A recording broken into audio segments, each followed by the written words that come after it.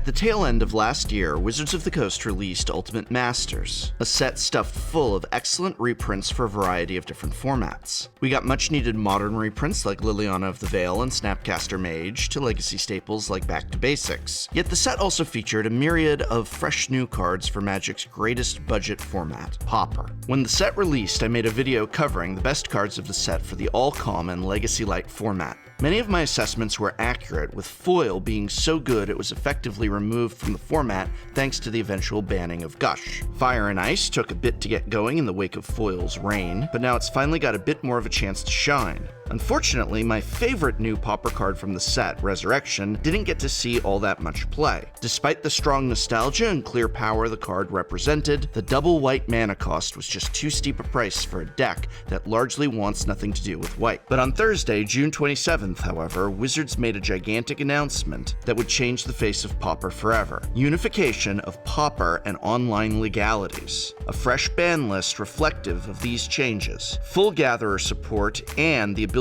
to run proper Pauper events at your local game store. With these changes came a whole host of new cards from the influx of cards that had been common in paper, but not on Magic Online. One of those cards just happens to be Breath of Life, essentially a functional reprint of Resurrection. This now gives us the ability to try all kinds of new takes on the classic Reanimator archetype. Previously, Pauper Reanimator lists either ran in Dimir or Mardu, and both were somewhat inconsistent due to there only being one real reanimation spell in either of them, Exhume. But now, thanks to Breath of Life, we can insert it into a Mardu Reanimator build. Combined with Exhume for added consistency, new spells like Arkham's Astrolabe, and fun graveyard tricks like Dragon's Breath, Mardu Reanimator is fun, strong, competitive, and best of all, affordable. Let's take a look at this fantastic new deck for Pauper. The core of the deck are the reanimation spells, Breath of Life and Exhume. Without them, there's not much reason to be playing the deck. As I mentioned previously, the only spell we had for the longest time was Exhume, something that we'll continue to use with this new build of the deck. Exhume is 1 and a black sorcery that allows each player to put a creature from the graveyard onto the battlefield. By casting this in the early game without having killed any opposing creatures, it becomes a one-sided effect, allowing you to bring out a gigantic creature while your opponent is left with little to nothing to fight back. To back it up, we have the new card Breath of Life from Portal and its rarer, more expensive functional reprint of False Defeat. While either one is perfectly acceptable, we're going to go with Breath of Life here because it's much cheaper and can be bought for pennies compared to the roughly $10 current price of False Defeat. Both cost 3 and a white for a sorcery that simply returns a creature from your graveyard to the battlefield. These cards are a little slower, but add that extra bit of consistency and redundancy that make it worth it. But how do we compensate for this extra color being added into the deck? The answer is quite simple. The new Modern Horizons card, Arkham's Astrolabe. Arkham's Astrolabe is a 1-mana snow artifact that you can pay 1 mana and tap to add 1 mana of any color to your mana pool. You'll need snow mana from a snow permanent to cast it, and it also draws you a card when it enters the battlefield, making it yet another card that helps you sift through your deck to assemble your reanimation combo. While it's cheaper to cast than the very similar Prophetic Prism, it does require you to pay some snow mana. The solution? Play a bunch of snow basics instead of normal ones. Honestly, this should be the solution in a lot of decks, and it's certainly the solution in ours. With the release of Modern Horizons, snow-covered basics are easier to find than ever. While they still cost about $1 a piece, the fact that the set is print to demand means that over the course of the next year, these will probably continue to drop in price. For the sake of this list, we're going to run 6 snow-covered mountains, 4 snow-covered swamps, and 1 lone snow-covered plains that we can include to search up if we need it. To search up these lands, we're going to run 2 copies of both Evolving Wilds and Ash Barrens. Evolving Wilds, or I suppose Terramorphic Expanse if you preferred that card, helps you get out the land you need right away, though it comes into play tapped, while Ash Barrens lets you cycle it to find up what you need, potentially setting up your mana better in the process. Because copies of Ash Barren do cost a few dollars a piece, it's perfectly acceptable to simply run the set of 4 Evolving Wilds if you want. To round out our mana base, we're also running a couple of the game lands from the Khans of Tarkir block. Thankfully, these were reprinted in Core Set 2020 and can be found in those booster packs. 2 of each is a good mix right now as we enter an unknown metagame with the new cards entering the format, but it may be worth adjusting to focus more heavily on the Rakdos color Bloodfell Caves with time. Next up are our fatties. Ulamog's Crusher is the biggest and baddest creature that the Pauper format has to offer. It's not hard to see why. It's an 8/8 Eldrazi that must attack every turn, but makes your opponent sacrifice 2 permanents when it does. Even if your opponent can kill it, chances are you'll be taking out a large chunk of their board, and possibly their life total, in the process. And if they do find a way to take it out, you can just bring it back easily. It's a Reanimator deck. There's also a lone copy of Greater Sandworm in this list. As a 7/7 that can't be blocked by creatures with power 2 or less, it's massive and very difficult to block in a number of games. Most of the creatures in Pauper are very small, meaning this is going to go in for some easy damage quite often. Even better, you can cycle it for just 2 mana, meaning you don't even need a discard spell to get it into your graveyard. Who knows, maybe it'll even draw you your reanimation spell in the process. Last but not least, we have the zombie fish that has taken virtually every non-rotating format by storm. Gurmag Angler, showing us what a common can do. This vanilla 5/5 is one of the format's biggest creatures and has the benefit of being good as a reanimation target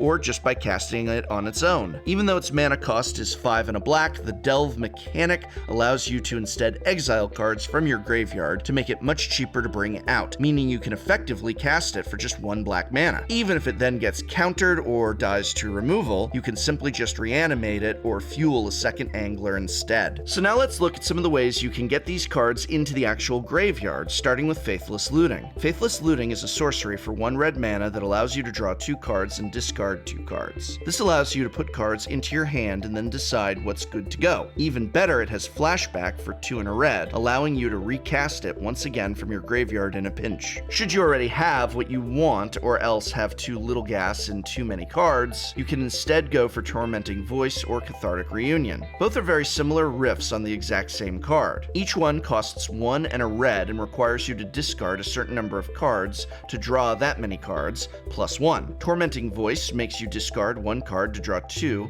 and Cathartic Reunion makes you discard 2 and draw 3. Because you discard as part of the cost of casting the spell, these are a little risky in the event of a counter spell, but they're also the most effective ways to get your fatties into the graveyard regardless. Some of the other excellent cards that can help you get your cards into your graveyard are actually creatures themselves. Insolent Neonate has become a favorite in a variety of formats as a way to both put cards into your graveyard and also get in for some easy damage. It's a 1/1 vampire for 1 red mana that has Menace and an ability that says you can sacrifice it and discard a card to then draw a card. This fuels your graveyard for both reanimation spells and Gurmag Angler and can be used after dealing damage, making for a whole lot happening for just 1 mana. Next is Stinkweed Imp, a 1/2 flying imp that costs 2 and a black and has the ability that whenever it deals combat damage to a creature, destroy that creature. It also has Dredge 5, meaning that if it's in your graveyard and you go to draw a card, you can replace that draw by milling 5 cards from your deck to return Stinkweed Imp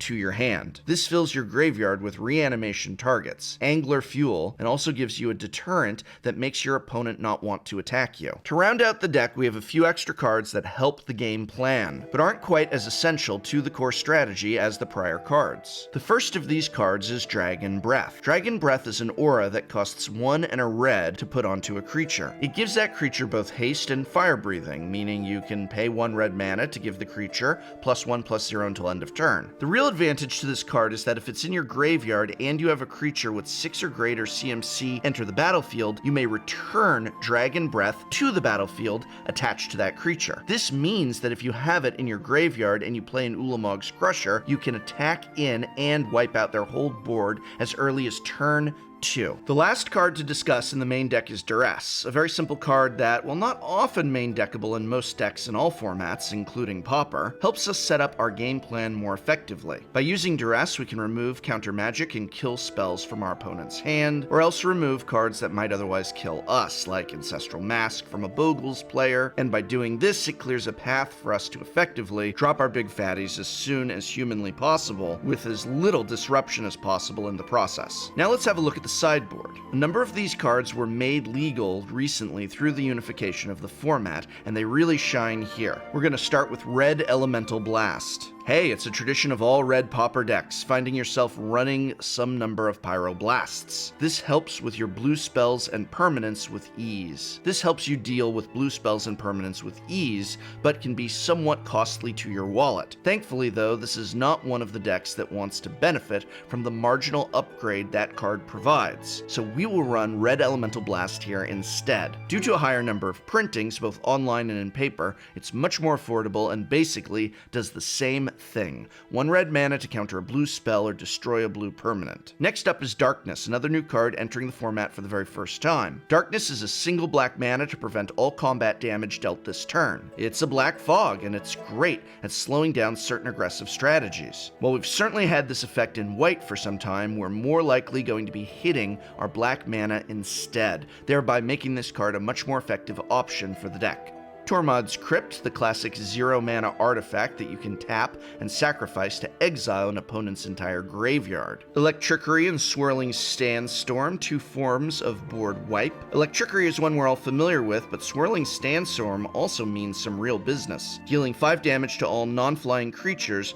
for the cost of 3 and a red. Next up, we'll be running artifact removal in the form of Ingot Chewer and Gorilla Shaman, and to deal with Bogles and other enchantments, Leave No Trace and Remove Enchantments.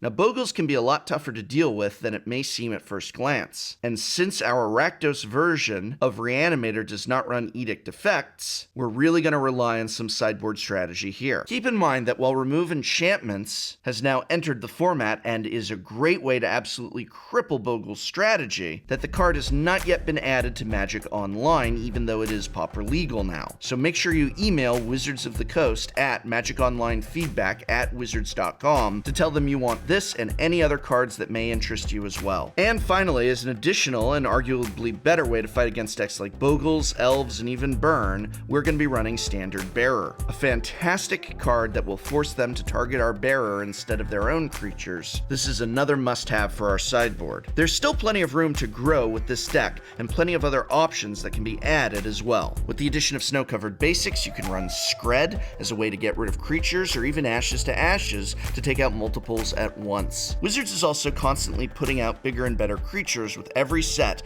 and with the recent increase in power level at the common rarity, I believe it's only a matter of time before we see more and more Reanimator targets that are even better than the current creatures we have in our pool of options. But until that time, I hope this video has been of some help to you. What deck would you like to see a tech on next? Let me know in the comments below. And as always, you can help me out by remembering to share, like, hitting subscribe, then hitting the bell, then hitting the option after hitting the bell to have notifications turned on. It's thanks to support like that that keeps this channel going and growing strong. So thank you. And this program was made possible thanks to a sponsorship from Card Kingdom, as well as the Patreon support of viewers such as you. So thank you.